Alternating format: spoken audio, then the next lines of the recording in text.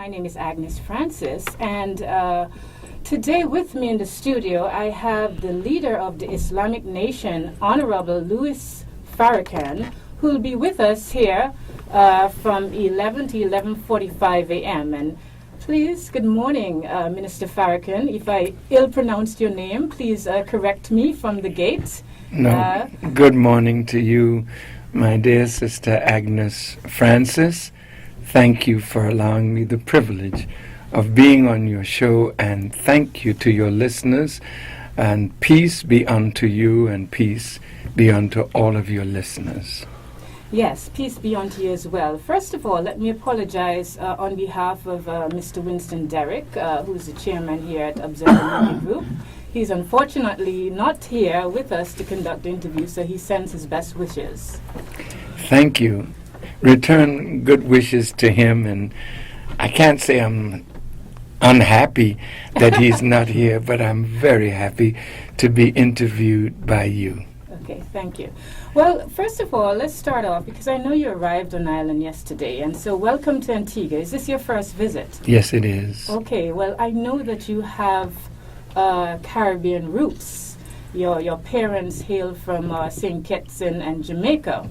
And so you're a Caribbean man by heart, I'm assuming. Tell us a little bit about, your obviously you've done a little bit of calypso, and you have been kind of named the charmer in those days. And I know music actually led you to the Nation of Islam. So tell us a little bit about your experience with the Caribbean, particularly at a younger age. I know that you have a lot of influence recently, but particularly at a younger age.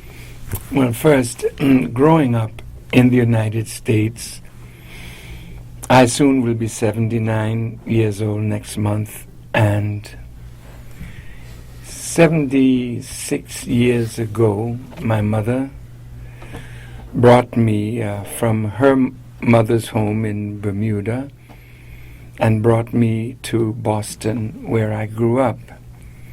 But West Indian people at that time in the United States were like the stranger that the black American did not always appreciate or embrace. So as a young man, all of the West Indians from the various islands would gather at St. Cyprian's Episcopal Church, and it was there that I was nurtured by all of the accents of the Caribbean. And as a young boy, at 11 and 12, I wanted to become a Calypsonian. And so I was nurtured on the Caribbean because we were not so well accepted in the black American society at that time. And some of my young African American friends would say, oh man, you people from the West Indies, you monkey chasers, or you're climbing trees and all of this kind of thing. So the only defense I had, because I knew growing up that they were hanging black people from trees in America. So I said, well, we may climb them, but we don't hang from them. And so that would shut their mouth. But today is different. It's much different because the West Indies has inspired black America to much of the progress that we are making today. Well, I'm glad you said that, Minister Farrakhan, because in fact I resided in the United States for 20 years, and so some of the experience you speak about being sort of an outsider, I certainly had that. But one of the things you said that was crucial is that West Indians have provided a great example in terms of being an empowered people to particularly black Americans and people throughout the globe. So one of the things I wanted to find out is, obviously you're here for a forum on the power of Caribbean unity and black economics. And, the thought came to mind, why is it that we need this sort of revival or reminder at this time as a country, as a region, who has provided such inspiration to the rest of the world? That's a beautiful question. We in America have gained so much from the presence of Marcus Mosiah Garvey, Edward Blyden, from Padmore, C.L.R. James. All of these men inspired us. And of course, Mr. Garvey inspired Kwame Nkrumah. So when you go to Ghana, you see Black Star Square, and the Black Star is in the flag of the Ghanaian people as a tribute to Marcus Mosiah Garvey. And when I was in Ghana, I visited the grave of Padmore, who is there in Ghana, as well as W.E.B. Du Bois, and laid flowers at their graves, because we wouldn't be who we are and where we are if these lions did not roar in the jungle of America to stir young lions to come up again. But here's a problem. Since we had so-called independence, if you remember, economically, the Caribbean gave more to Europe, gave more to Great Britain than all of her colonies outside of England, because of the sugar industry, banana, tobacco, and molasses and rum. Well, we've given so much to them, but when we became independent, we became independent because they said it's time. Not that we weren't ready, but when somebody gives you freedom, you didn't fight for it. You didn't evolve necessarily to achieve it, but Britain decided it was better to free you because you were reaching for it, and then try to control you in another way. So all of our great liberating personalities, we had a sugar industry, it's gone. We had a banana industry, it's gone. Yet sugar and banana helped to make England rich. We had tobacco, gone.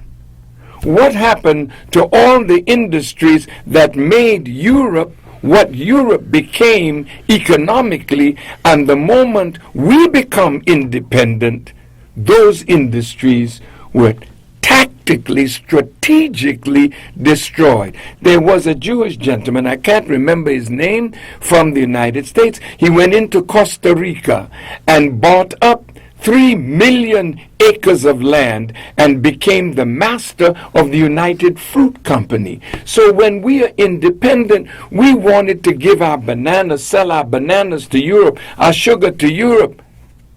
But then they crippled the banana industry, crippled the sugar industry, sugar gone, banana gone, most industry gone. And so we now, economically, are more service-oriented than we are developing industry in the West Indies to give our children who are being educated in these universities a place to practice what they've learned. So when we get the tertiary education, we leave the West Indies and give the benefit of our knowledge to Europe and America. And so today, the West Indies is not as strong as we could be. And it's going to take not only the unity of CARICOM, but it's going to take the maturity of our political leaders to see, as I heard Reverend Jackson say, it is better to be the tail of something than the head of nothing.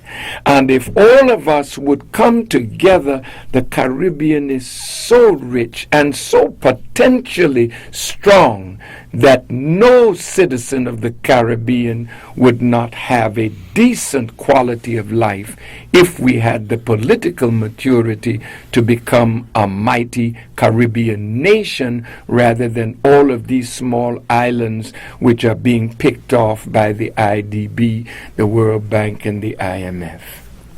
Now, you obviously have had a lot of input and have had time over an extended period of time to kind of assess some of the political environments in the Caribbean. In fact, I know that you did your Caribbean tour last year in Jamaica, Haiti, and St. Kitts, and you started off your Caribbean tour in December of this year. Obviously, you also have representatives in this area, David Mohammed, Khalil Shabazz. What sort of gaps do you see existent in that political maturity you speak of that needs to be achieved to create that economic sustainability that we need? When I was in Jamaica, I had the privilege of talking with Mr. Edward Seaga and Mr. P.J. Patterson, former prime ministers. I questioned them about the political unity of the Caribbean. Mr. Edward Seaga said he didn't think it would ever happen. Mr. P.J. Patterson thought maybe in the future. I talked to Dudley Thompson. I don't know whether you've heard of Dudley Thompson. He's a brilliant jurist, Pan-Africanist. He's the lawyer that freed Jomo Kenyatta. Before he passed away, I asked him about the bauxite industry that Michael Manley nationalized, Burnham nationalized. I said, why didn't we take our bauxite and turn it into aluminum rather than sending it to America and Europe? They turn our bauxite into aluminum and send it back to us. He said, well, we had a problem with energy. We had the bauxite, but we didn't have the energy. The energy was in Trinidad, but we couldn't get the kind of cooperation economically with Trinidad so that Trinidad could supply Jamaica with energy that could have taken the bauxite from Burnham to Jamaica and then turn it into aluminum, send it back to America at a price that could strengthen us economically. But that is an issue that occurs right there in the U.S. among large enterprises. But we'll have more discussion on that after the break. It's currently 11:19 a.m. and you're listening to the Voice of the People on Observer Radio. Welcome back to our listeners who are with us throughout the globe, because we know we have listeners who are listening to us live. We're here in the studio today with Minister Louis Farrakhan, leader of the Nation of Islam. Welcome back, Minister Farrakhan. And before the break, we were discussing really what is some of the challenges, if you will, the pain points that challenges collaboration among islands throughout the Caribbean region in terms of achieving more momentum in economic success. And I ended the discussion saying we have that very issue on mainland North America. Absolutely. And I want to sort of go back there to mainland North America, because obviously one of the people that we see as our heroes throughout the globe, he's seen as a hero, is President Barack Obama. And we know the history between you and the president, in that in 2008 you supported him, and then later withdrew your support because of his position on the war. Okay? I wanted to talk about how you felt about President Obama at current, and by extension, what you think is the likelihood of him going into a second term. I think it's very likely that Brother Barack Obama will become president again for a second term, because the Republican Party has not offered a significant challenge to his brilliance and the good work that he has done. I have disagreed with my brother, but the main disagreement was in his handling of Muammar Gaddafi. when you look at what Gaddafi has done for the Libyan people, number one, when Gaddafi came to power, there was a British base, there was an American base, military base, and Gaddafi pushed them out. He nationalized the oil, and from the oil, there is no citizen now, not now, but before Gaddafi was deposed and killed, murdered, there was no citizen in Libya living under a bridge. We have millions in America living under bridges. No citizen in Libya was without free education, and anywhere they wanted to go in the world, Libya paid for it. No citizen in Libya was without free medical attention. I was with Gaddafi when he opened a $500 million hospital with 18 theaters for operation, and next door they were making their own medicines. For this man to say to his people, if we don't have it here and there's a European country or in America, you can go and get that operation and the government of Libya would pay for it. And the last thing I would say on that is that Muammar Gaddafi built infrastructure. Everybody had a flat or a house. They had car. And from that oil, every Libyan got a stipend once a year. That man has done for his people what our president can't do for the Americans. We don't have free education. We don't have free health care. We don't have what Gaddafi gave his people. That man built a country, my dear sister, and he owed nobody any debt. America is $16 trillion in debt. Gaddafi had no debt. 146 tons of gold, and he was about to tie it to the Libyan dinar. He set up an African investment bank where they put $70 billion in that bank, and he was about to set up a Caribbean development bank headquartered in St. Kitts with $1 billion that would have allowed the Caribbean to borrow money at just a fraction over the cost of the money, which is very little interest. But with all due respect, Minister Farrakhan, would you say that all of those are attributed to Barack Obama or some of the policies he inherited? Because when you think about... You're right. Yes? It's the policies that he inherited, but he's the head of that house. And even though he inherited a mess, look at how they're treating him because of the mess that he inherited, and then borrowed another $800 or so billion to bail out the banks. Do you think it's fair how President Barack Obama is currently being treated in terms of the personal attacks relative to... Absolutely not. They have created an atmosphere of hatred for that brother in America that could lead to his assassination. That I spoke of at my Savior's Day address and warned them, please, if you don't want that man, don't vote him in.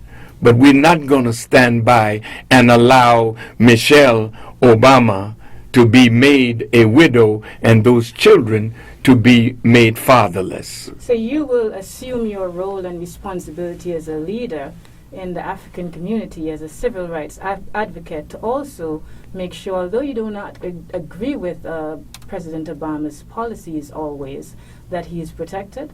Absolutely. He's my brother. All right. But coming back to the Caribbean, Yes. please, you know, when I said that bauxite could have been made into aluminum here.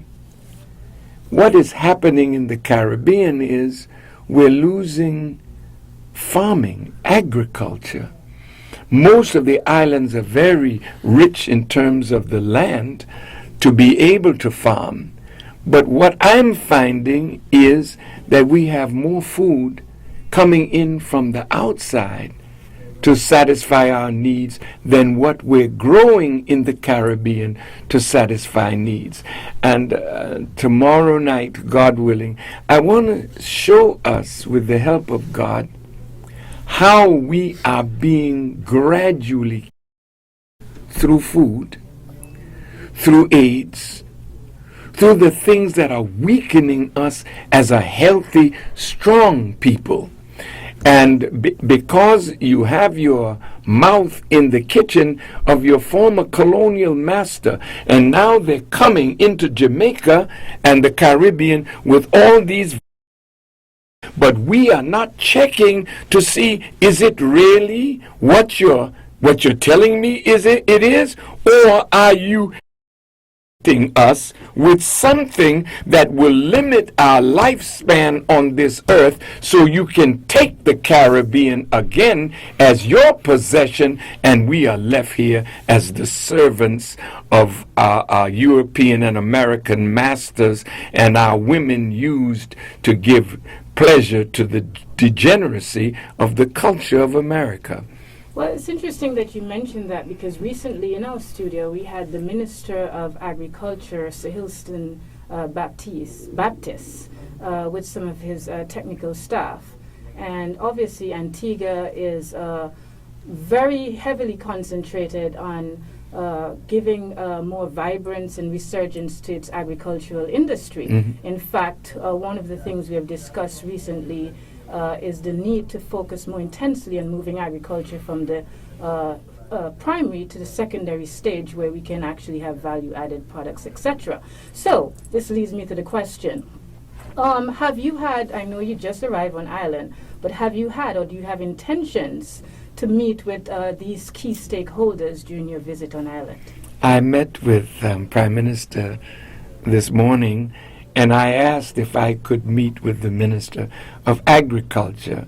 Unfortunately, he's out of the country right now, but we talked about agriculture, and I was very proud of what he said that Antigua was doing agriculturally. The Chinese have been very helpful. I saw the new medical school and medical institution that they built, and I asked him, I was talking with one of the policemen that has been shepherding me since I've been here, and I saw land as we were traveling, and I said, this land looked like it could be turned into agriculture. He said, yes, but we don't have sufficient water. So I asked about the aquifer system, and I asked about desalination, and I found that the desalination is low. It is not as up to date as it could be, and the aquifer system. So I asked if he would ask the Chinese if they're help us with this by upgrading the desalination plant and upgrading the aquifer system, so that little people in Antigua could look at their land and start creating food and agriculture, so that we can supply the hotels and we can supply our own people with a lot of their food needs without bringing food from so far away that has been salted and chemically treated so that it looks good in the supermarket, but we are the ones that are suffering from high blood pressure, diabetes, all forms of cancer, and an AIDS pandemic that is sweeping Africa, Black America, and the Caribbean. Well, food sovereignty throughout the globe is crucial, and we'll have more discussion after the break. It's currently 11:35 a.m., and you're listening to the Voice of the People on Observer Radio. Minister Louis Farrakhan, leader of the Nation of Islam, here with us in the studio today. and he's actually on the island of Antigua. So sorry, you couldn't go over to Barbuda. That's the land of my ancestral birth. But anyways, he's here to conduct a forum tomorrow that's called The Power of Caribbean Unity and Black Economics. Tell us a little bit about that. Let's spend about a minute or so talking about the reason you're really here on island. As I have studied what these islands produce, our unity would allow us to take the richness of our mineral strength and the products that we produce agriculturally to lift the standard of living of every single citizen of the Caribbean. We are nearly 40 million people in the whole of the Caribbean, but because we are so divided, Europe and America can dictate terms to us that demean us in our desire for true liberation. So I'm here to say to us, Elijah Muhammad, my teacher, said to us that our unity is more powerful than a hydrogen or atomic weapon. And if you see the fear that is in America and Europe over Iran's possibility of having a nuclear weapon, fear in Pakistan because they have nuclear weapons, then what kind of fear would generate in those who dictate to us? If we were unified, we could hold that off and hold them responsible for repairing the damage that their colonialism and their enslavement of Africans in the Western Hemisphere has caused. And so when your Prime Minister was before the United Nations talking about reparations, well, it was Frederick Douglass who said that power concedes nothing without a demand, and you will never get what you demand unless you have the power to back up your demand. And the power will come from our unity, and then I tell you, the future of the Caribbean is great. I close that question with this from Elijah Muhammad. He said that in the 50s, the British wanted to unite all of their colonial possessions in the West Indies into a federation that would make it easier for them to control and to secure more economic strength. Mr. Williams in Trinidad, Mr. Norman Manley in Jamaica, they wanted to make a federation. We were too immature. In Africa today, Gaddafi suffered, spent billions of dollars trying to promote what Kwame Nkrumah, under the guidance of Mosiah Garvey, brought, which was the United States of Africa, and all of his work to unite 53 countries in Africa.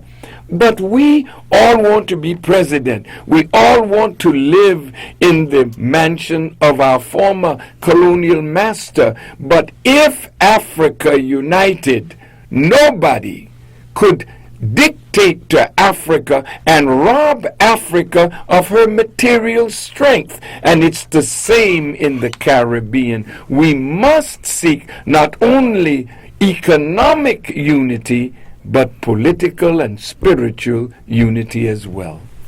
Okay, Minister Farrakhan, how committed are you to your next appointment? I wish you could stay and take questions from our listeners. I mean, we're definitely winding down in 2 minutes.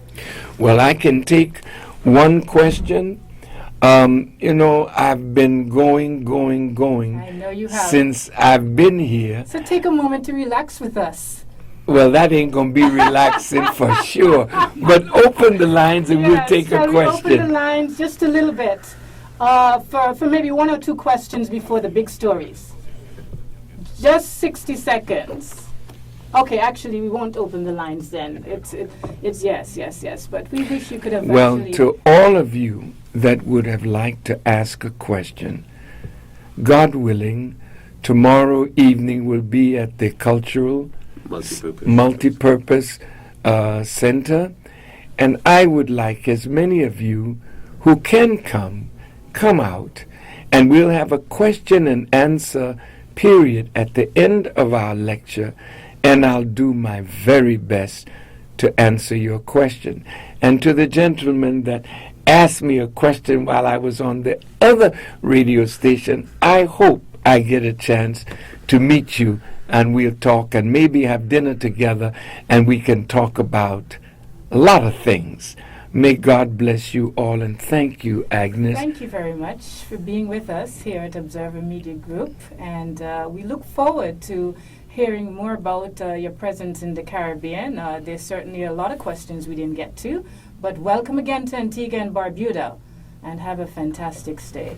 Thank you very much. Now it's time for the big stories. It's currently 11:44 a.m. and you're listening to the Voice of the People.